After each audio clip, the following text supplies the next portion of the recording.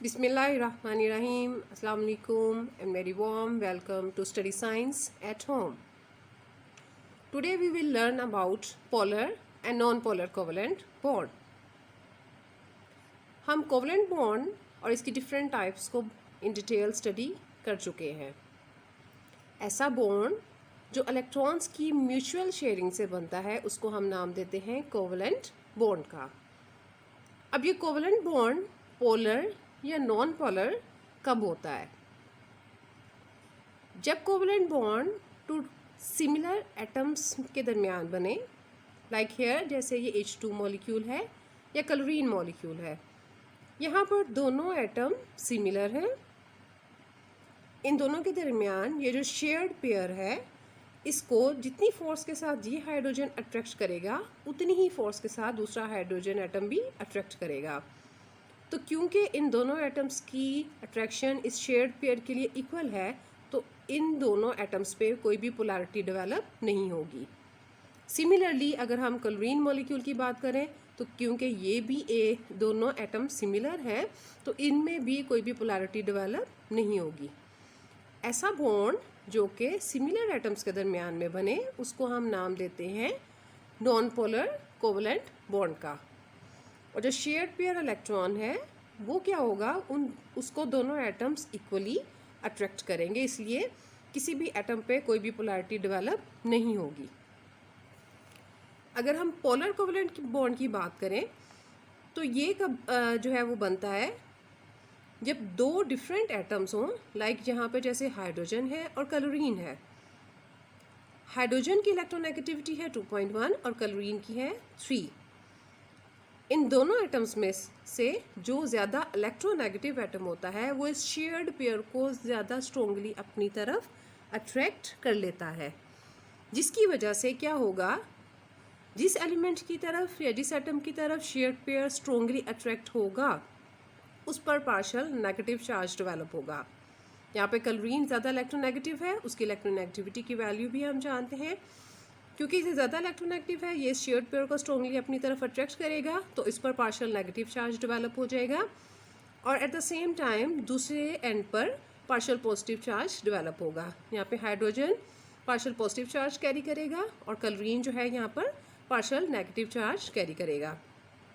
ऐसा covalent bond जो to different atoms के दरमियान में बने उसको हम कहते हैं पोलर कोवलेंट बॉन्ड. और पोलर कोवलेंट बॉन्ड या पोलैरिटी कब डेवलप होती है? पोलर कोवलेंट बॉन्ड कब बनता है?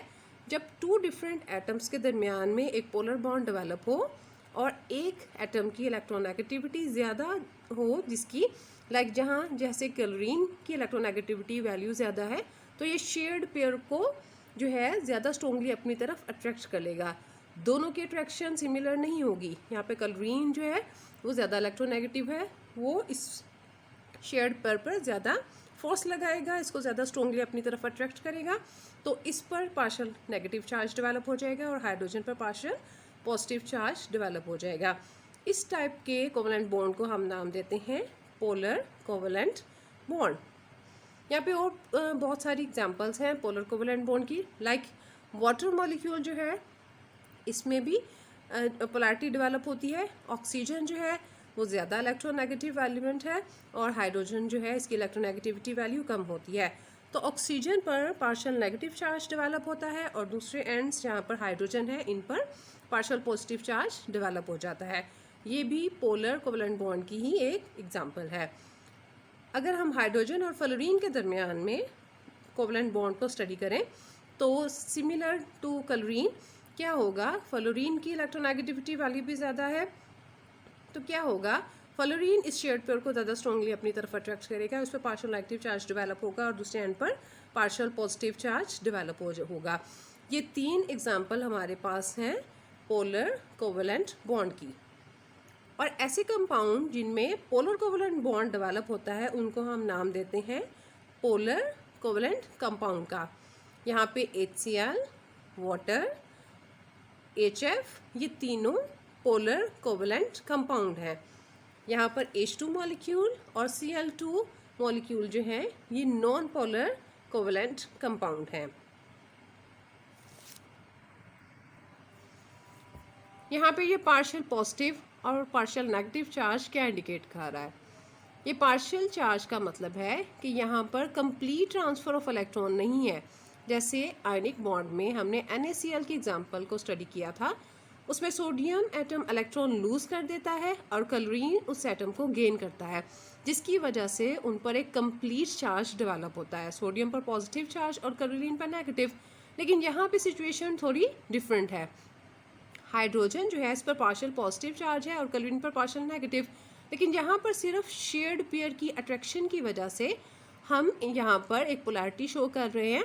जो एटम ज़्यादा स्ट्रॉन्गली इस शेयर्ड पेयर को अट्रैक्ट करता है उस पर हम माइनस के साथ पोलैरिटी जो है वो शो करते हैं, पार्शियल नेगेटिव साइन शो करते हैं, और दूसरा जो एंड है उस पर पार्शियल पॉजिटिव साइन जो है वो इंडिकेट करते हैं। लेकिन सोडियम क्लोराइड जो दोनों एटम्स होते हैं, इनमें क्या होता है, Na पॉजिटिव और Cl नेगेटिव में एक कंप्लीट ट्रांसफ़र ऑफ इलेक्ट्रॉन है। सोडियम इलेक्ट्रॉन लूज करता है और क्लोरीन इसको गेन करता है, लेकिन जहाँ पे जस्ट एक शेयर्ड पेयर की अट्रैक्शन की वजह से इस जो है कंपाउंड में एक पोलैरिटी डेवलप हो रही है, जिसको हम इस पार्शियल साइन के साथ इंडिकेट करते हैं। आपके बोर्ड एग्जाम्स में भी मोस्टली ये क्वेश्चन पूछते हैं कि किस तरह से एक पोलर बॉन्ड जो है वो डेवलप होता है किसी भी मॉलिक्यूल में, या जो कोवलेंट बॉन्ड है वो पोलर किस तरह से हो सकता है, उसमें पोलैरिटी किस तरह से डेवलप हो सकती है।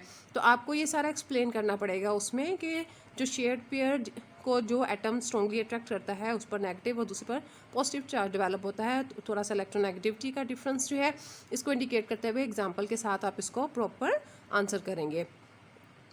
इलेक्ट्रोनेगेटिविटी के डिफरेंस को जानते हुए हम बॉन्ड की नेचर भी किसी हद तक मालूम कर सकते हैं। अगर दोनों एटम्स में इलेक्ट्रोनेगेटिविटी का डिफरेंस 1.7 से अबव हो तो आयनिक बॉन्ड डेवलप होता है उन दोनों एटम्स के दरमियान में, लेकिन अगर ये डिफरेंस 1.7 से लेस हो तो हमेशा कोवलेंट बॉन्ड डेवलप होता है।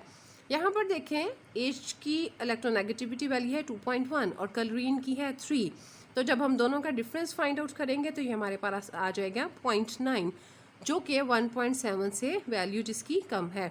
तो यहाँ पर HCl में कौन सा बॉन्ड डेवलप हुआ, कोवलेंट बॉन्ड।